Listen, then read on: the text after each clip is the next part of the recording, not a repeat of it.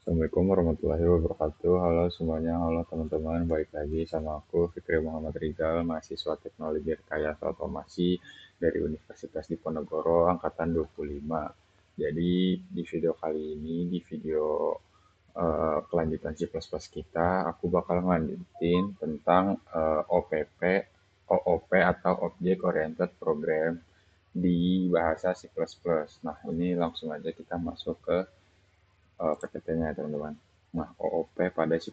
Nah, di video kali ini itu kita akan mempelajari tentang konsep dasar OOP atau Object Oriented Programming, kelas dengan atribut dan konstruktor, metode dalam kelas dan penggunaannya, lalu pembuatan objek dan akses metode atau atributnya, lalu kita akan memisahkan atau pemisahan kode file yaitu CPP dan HPP. Lalu aku akan nunjukin contoh inheritance-nya antar kelas induk dan turunan. Nah, langsung aja teman-teman. Konsep OOP atau Object Oriented Programming adalah cara kita menulis program dengan memodelkan data sebagai objek yang punya atribut dan metode. Nah, di OOP ini itu memiliki kelebihan. Yang pertama adalah struktur programnya jadi terstruktur, lalu kodenya itu mudah untuk di-maintenance, untuk di-reuse atau digunakan kembali, dan di debug. Lalu membuat kode dapat digunakan kembali sehingga mengurangi kode seperti yang aku bilang reuse ya teman-teman. Dan terakhir mengurangi waktu pengembangan. Jadi kalau kita mau mengembangkan kodenya, kita nggak memerlukan kode yang lebih banyak. Nah, langsung kita lanjut ke kelas dan objek. Kelas mendefinisikan bagaimana objek terlihat dan dibuat berdasarkan kelas tersebut. Ketika membuat objek dari kelas, objek tersebut mewarisi variabel dan fungsi dari kelas tersebut.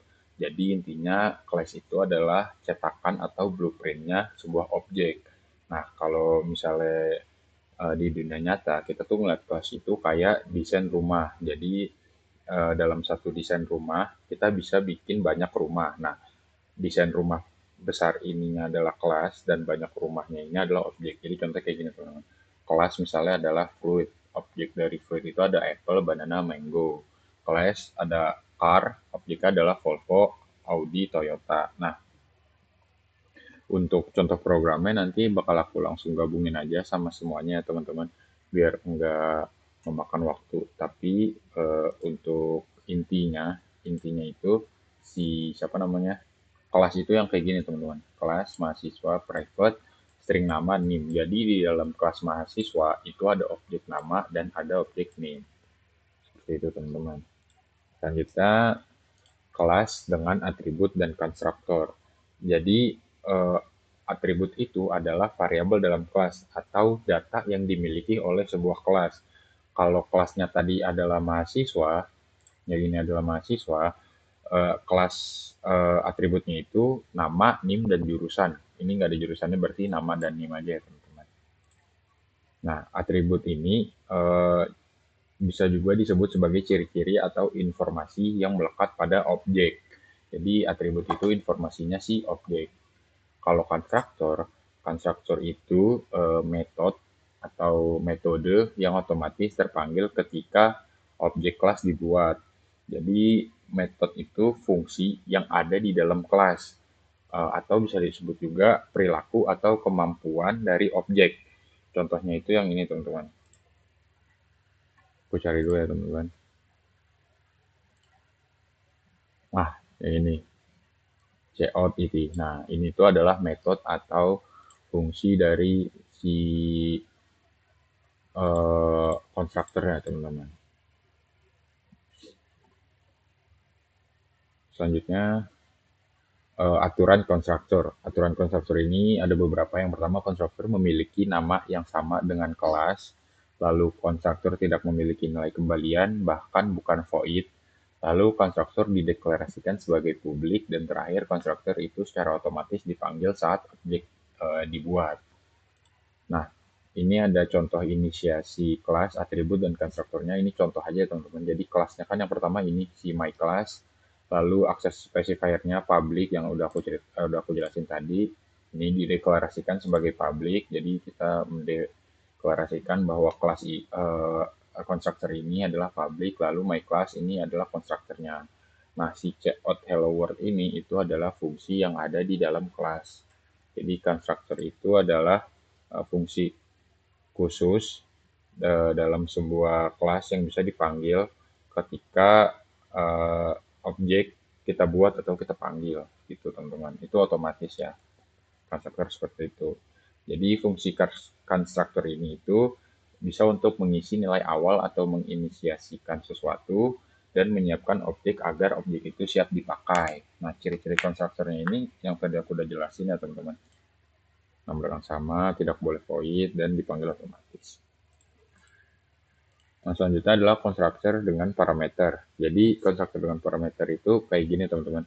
Kelas car yang pertama, the class, lalu public access specifier-nya. Nah, ini brand, model, year itu atribut atau objeknya.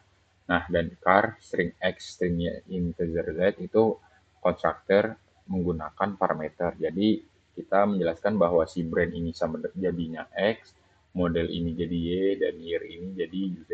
Seperti itu untuk konstruktor dengan parameter, teman-teman. Lalu, metode fungsi dalam kelas. Jadi, metode fungsi dalam kelas itu sama aja sebenarnya kayak yang metode tadi, sama yang kayak inisiasi kelas dengan konstruktor ini ya teman-teman. Bedanya daripada menggunakan construction, kita menggunakannya metode atau function. Jadi langsung seperti void, karena si constructor nggak bisa void, tapi si metode atau fungsi ini bisa, jadi kita menggunakannya void. Nah, kalau misalnya di luar kelas, metode di luar kelas, itu tuh kita harus menjelaskan bahwa si metode ini harus kita definisikan dia itu di luar dari kelas. Jadi nggak masuk ke dalam program si kelas. Nah, perbedaan metode dan konstruktor itu yang pertama adalah fungsi.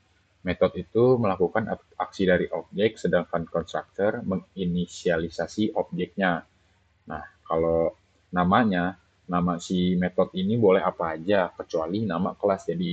Jadi kalau si metode itu harus beda namanya, sedangkan konstruktor harus sama. Lalu return type-nya. Return type si metode ini bisa void, integer, string, dan lain-lain. Sedangkan constructor tidak punya return type atau void pun tidak boleh. Lalu untuk pemanggilan, si metode ini harus kita panggil secara manual, sedangkan constructor harus secara otomatis dipanggil saat objek dibuat. Lalu untuk tujuan penggunaannya, metode digunakan untuk mengubah data, untuk mengoperasi, untuk mengakses data, sedangkan konstruktor digunakan untuk mengisi nilai awal atribut.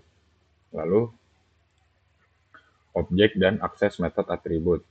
Objek yang aku jelasin tadi ya teman-teman, hasil nyata dari si kelas. Nah, untuk ini tuh nanti cara kita memanggil atau memprogram si objek dan menggunakan akses metode atributnya. Seperti ini ya teman-teman. Class underscore name, variable name, lalu integer main. Nah, ini adalah si metodenya. Kita memanggil metode menggunakan program dari si object of class. Kita membuat object of my class, lalu kita memanggil si my object ini, si my class my object. Lalu selanjutnya, sebentar teman-teman. Selanjutnya adalah pemisahan file HPP dan CPP. Ini yang kayak aku jelasin kemarin ya teman-teman. Jadi untuk membuat program itu kita harus lebih baiknya memisahkan antara file HPP dan CPP agar kita dapat lebih mudah untuk memaintenance atau men-troubleshooting jika ada masalah di salah satu file program yang kita buat. Tapi untuk melakukan run, kita menggunakan run-nya itu di terminal. Jadi kita tidak bisa langsung run di 3 file ini. Kan yang satu ada HPP, CPP, dan ada lagi satu program utama atau main ya teman-teman. Nah, jadi ini yang HPP-nya, yang ini CPP-nya. Jadi HPP isinya adalah kita mendefinisikan bahwa file HPP namanya apa, ini contoh aja teman. Ini namanya adalah person HPP, lalu isi di dalam program person HPP-nya adalah ini. Nah, di sini kita memanggil si person HPP. Kita include person HPP. Jadi di CPP-nya kita menggunakan program yang ada di person HPP agar kita bisa gunakan di file CPP. Itu teman-teman. Lalu ini adalah contoh inheritance pada kelas induk dan turunan. Jadi untuk Inherensi ini adalah kita bisa menggunakan kembali atribut dan metode dari kelas lain. Base kelasnya itu adalah kelas induk dan derivate kelasnya atau kelas turunannya. Jadi inheritance itu adalah kemampuan sebuah kelas untuk mewarisi atribut dan metode dari kelas lain. Nah, kelas yang diwarisi itu disebut parent class atau base class yang kelas induk, dan kelas yang mewarisi itu disebut derivate class atau kelas turunan. Contohnya kalau misal dalam kehidupan kita sehari-hari, misalnya kelas hewan. Kelas hewan itu ada kelas kucing. Nah, kelas kucing itu kan mewarisi si kelas hewan. Kan kucing juga banyak jenisnya ya, teman-teman. Nah, atau contoh lainnya misalnya adalah kelas kendaraan. Nah, di dalam kelas kendaraan kan kita punya kelas mobil dan kelas motor. Nah, kelas mobil dan kelas motor ini itu mewarisi si kelas kendaraan. Nah, tujuan dari inheritance dibuat ini yaitu untuk mengurangi duplikasi kode, ya untuk menghemat penulisan kita, lalu reusable atau bisa digunakan lagi dan lebih rapi, lalu membuat hubungan antar kelas, dan terakhir memudahkan pengembangan program besar. Nah, contohnya itu kayak gini ya teman-teman. Base class-nya adalah kelas vehicle yang tadi aku sebut, lalu public, string brand, for, void, hong, cout-nya tutut. Misal di for itu kayak gini. Nah, derivate class, nah kita apa namanya? Kita turunin bahwa si kelas car adalah dari public vehicle. Jadi car ini adalah turunan dari vehicle. String modelnya adalah Mustang. Lalu integer main-nya ini adalah program main-nya atau program utamanya. Nah, eh, aku bakal nunjukin program yang udah aku buat tentang si tiga file tersebut ya teman-teman. Nah, jadi aku udah buat satu program yang mana ini terdiri dari 4 macam file lainnya. Yang pertama adalah maba CPP, mahasiswa CPP, maba HPP, dan mahasiswa HPP. Nah, jadi di program ini aku menunjukin mana konstruktornya, mana metodenya, mana objeknya, mana kelasnya, ya kayak gitu teman-teman. Nah, jadi yang pertama ada di mahasiswa HPP. Jadi di dalam mahasiswa HPP ini eh, isinya adalah kelas mahasiswa. Kita membuat kelas mahasiswa yang berisi nama dan NIM. Lalu publiknya atau konstruktornya fungsinya itu ada mahasiswa, string nama, string NIM. Metodenya adalah void tampilkan data, lalu getter ini get nama dan get name. Lalu bisa kita update nama menggunakan void update nama string nama baru. Jadi untuk mahasiswa APP isinya adalah seperti ini teman-teman. Nah, untuk di mahasiswa CPP-nya kita menggunakan mahasiswa HPP dan kita buat konstruktor baru yaitu mahasiswa titik dua.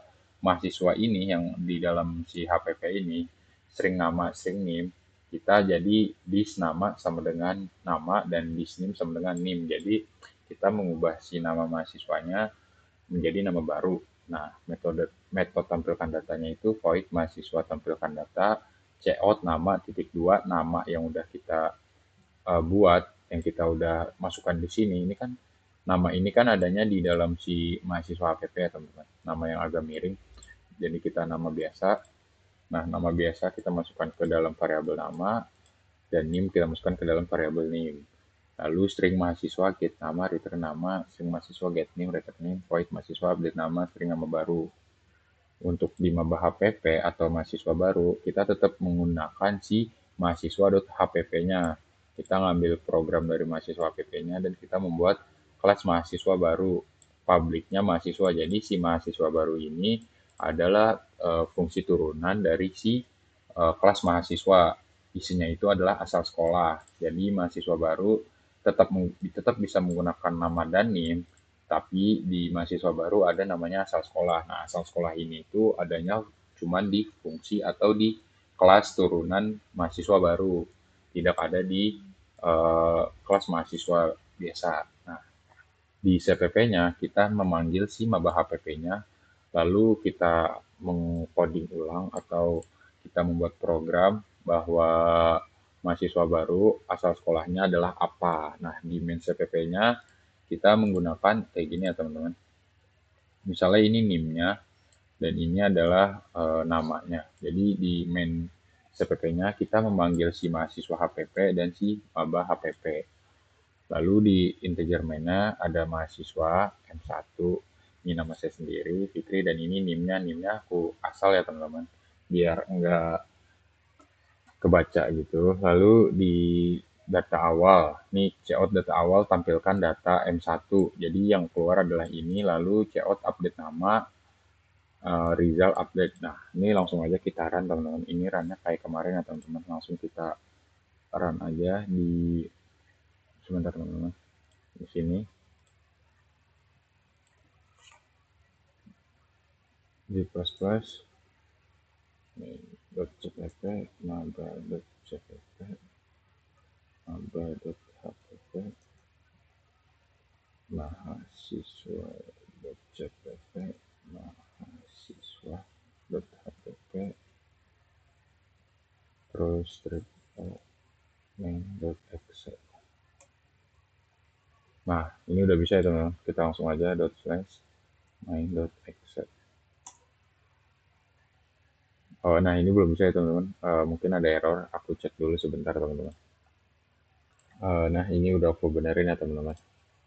Jadi tadi salahnya adalah belum ke save. Jadi ketika kita run, misal kita run di sini teman-teman menggunakan cara yang kemarin kita gunakan yaitu g++ lalu main.cpp maba.cpp mahasiswa.cpp lalu strip 0 main.exe. Nah, kita enter, habis itu kita .main.exe. Nah, masalah teman-teman. .main .exe. Nah, ini ya teman-teman. Nah, ini udah langsung masuk ya data awal, yaitu adalah si awal kita adalah nama aku, lalu data setelah update, ini mengupdate nama, namanya berubah tapi NIM tetap sama, dan si data mahasiswa baru yaitu adalah si Salsabella dengan NIM ini dan ada asal sekolahnya. Jadi di program itu juga bisa kita ganti, misal di main CPP-nya ini kita ganti ya teman-teman. Misalnya adalah SMA 2 Kudus. Kudus. Dan ini misalnya namanya adalah ini ya teman-teman.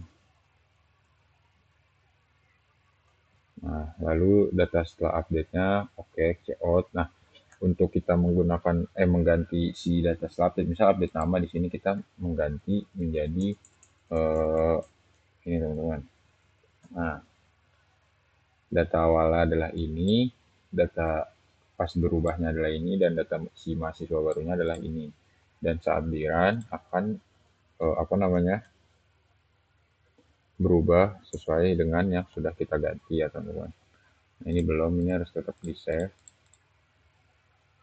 Nah, intinya si inheritance itu atau OPP itu kita membuat program agar dia tuh terpisah-pisah. Jadi dalam maintenance-nya kita itu enggak kesulitan. Nah, jadi apa namanya video kali ini itu kita menjelasin tentang OOP dalam dunia programming yang sangat penting. Jadi konsep dasar OOP-nya itu kayak gitu ya teman-teman. Nah, lalu untuk program-program yang udah aku jelasin tadi itu semuanya udah yang oke banget, udah siap banget, sesuai juga dengan siklus penjelasan yang udah ada.